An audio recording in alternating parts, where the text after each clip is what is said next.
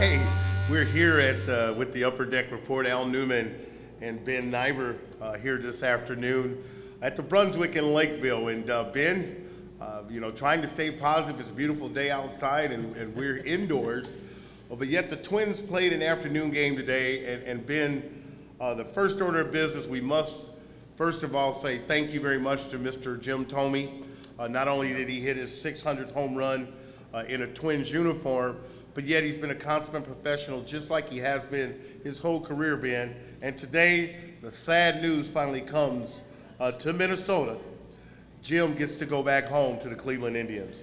Yeah, not Thome's first choice, but I think a choice that was kind of necessary for the Twins at this point. You know, really, we've been out of the race for a really long time, and I think seeing Thome We've go, only admitted it, though, here in the last week or so. That's very true. Yeah. But I think seeing Thome go is just kind of just the way the season has gone, just up and down, and really not knowing what's going to happen next. You know, it's always something different at the ballpark, and it just seems to not be in a positive manner. But, you know, it is too bad to see Thome go. It was a lot of fun watching him for the last couple of years. You know, he brought a presence to that lineup that we really haven't had in a very, very long time, and it was really exciting to see.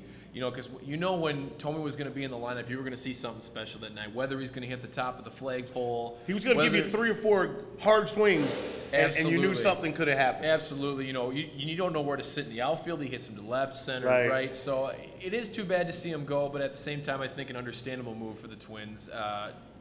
Especially with the state of the franchise as it is right now. Okay, Ben, we know Thome's gone now. He's gone back home where he started his career with the Cleveland Indians, where in the minor leagues, Charlie Manuel, the manager of the Philadelphia Phillies now, was the roving hitting instructor. And when Thome hit his 600th home run, he gave him a lot of credit, which, you know, there are players, there were coaches in my career that I felt played pivotal roles in what I become, not only as a player, but as a minor league manager and things. Charlie Manuel did not get him because he didn't make it to the National League side.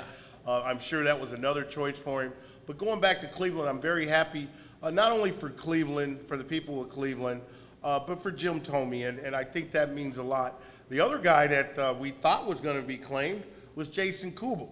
Now, is this an indication that the Twins are throwing in the towel? The towel's been out there. It's been on the railing of the dugout for a long time.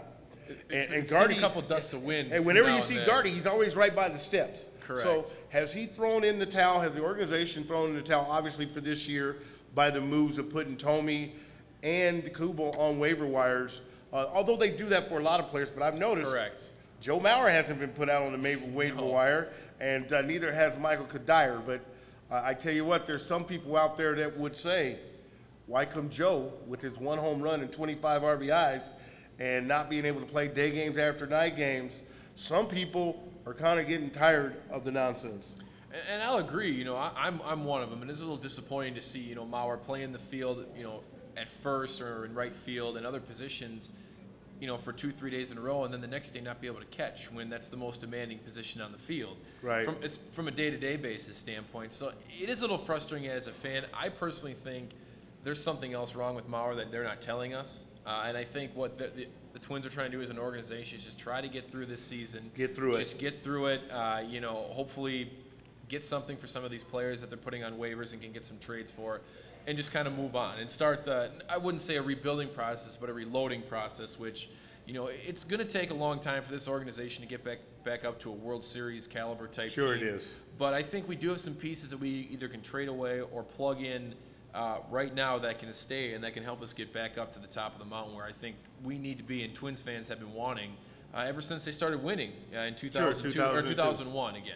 Okay, Ben, again, this is Al Newman. I'm Al Newman. He's Ben Nyber, and we're here at the Brunswick Zone in Lakeville. We're here every Thursday evening from 6 to 8 to do this podcast, and we're talking about the waiver wire and throwing in the towel. And I started thinking about all the injuries the Twins have suffered this year, and I don't use that as an excuse. And as a former player, all teams suffer injuries, and you have to recover.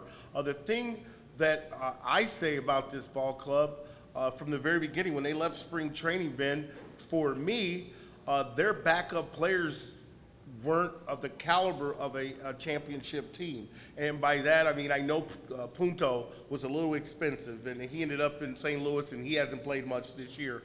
But guys like Tassoni, Revere, these young guys that have come up have not held their weight here. And I'm not saying they had to hit 300, but I'm talking about their contributions to a championship team. When this season started, we thought we had a great team. We thought we had a team that could contend for a championship. And the old adage, you're only as strong as your weakest link. For this team, they had no preparation of players ready to come in and take the spots of the hurt players. Yeah, and this is something we haven't seen as an organization since, late 2000s, early 90s, or late 90s, early 2000s, where the backup players or players from the minor leagues would come in and contribute. I mean, this was something for the past 10 years that's happened on a regular basis. It's the Twins' way. It really is. And it hasn't been a problem. We could plug in guys here. We could plug in a guy like a Dustin Moore, a Brian Buchanan, Bobby Kelty. Bobby Kelty, yeah. Kelty Gilmore. I mean, not Gilmore, but they tried to come up with a name for Bobby Kelty and Dustin Moore because they platooned in right field. Yes. And it was a great thing. The team had a lot of chemistry. I don't know where the chemistry is on this team. Obviously, it's lacking, Ben. There's some questioning of whether guys are really hurt or not. And even as an outsider, not having privy to information on the inside, for me, as a former coach and minor league manager, it's contagious. I'm not saying guys aren't hurt because you never want to question a guy's heart. But for me, it's too many guys going down for the count in a losing situation. In essence, they're saying, see you later, 2011. We'll start over in 2012. And you think this would be the opposite, because most of these guys on this roster right now, I would say at least half, are not guaranteed a spot on this team next year. Sir. And you would think that some of these guys would be putting in the little extra effort. I'll tell you, the one guy that I see who's busting his rear end off of this team is Rene Thome. He seems like one of the guys who really wants it and really wants it bad, because he knows at any point in time he could be sent back down. You know what? He's a low-round draft choice. Correct. Who is the number 12 prospect in the organization. And later on in the show, I'm going to talk about the top 5 prospects in the Twins organization. But Thome he's a max effort guy. Correct. He's got to play hard every day out there. Hit a big home run in Detroit on the last road trip. But he's given it. I also like Repko, who plays all 3 outfield positions. He plays hard. May not hit a whole bunch. Butera wouldn't be a bad guy as a backup catcher if the team had their regular players on the field. Now, when a guy like Butera is almost your everyday catcher, there's something wrong. There's some acknowledgement on that roster that has to be accepted as fact and then go out and do something about it. Yeah, and especially with the whole Mauer situation, I think that's what makes it worse. Is Twins fans know that Butera's not going to come in and hit 250. He's going to be more 220, 210 guy. Just kind of do the job right. Not necessarily do the job very well and excel, but just do the job right. And I think we have too many of those players on that roster right now. I think Thome included. Yes. Repko is what you were saying. Even Matt Tolber.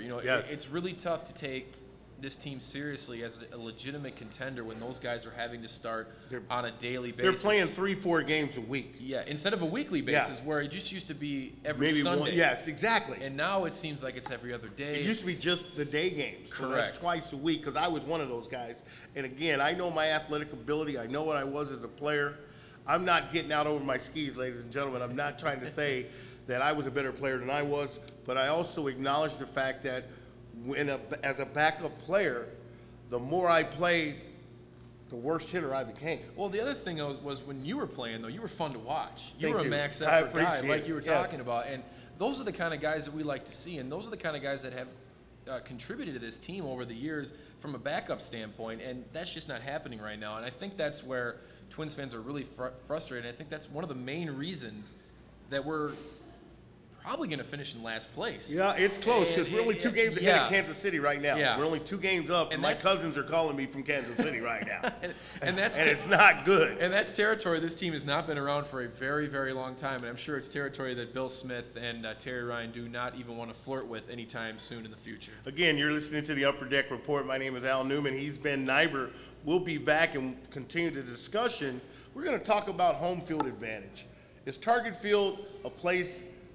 Obviously, it's replaced the Metrodome, but is it a place that the Twins call home?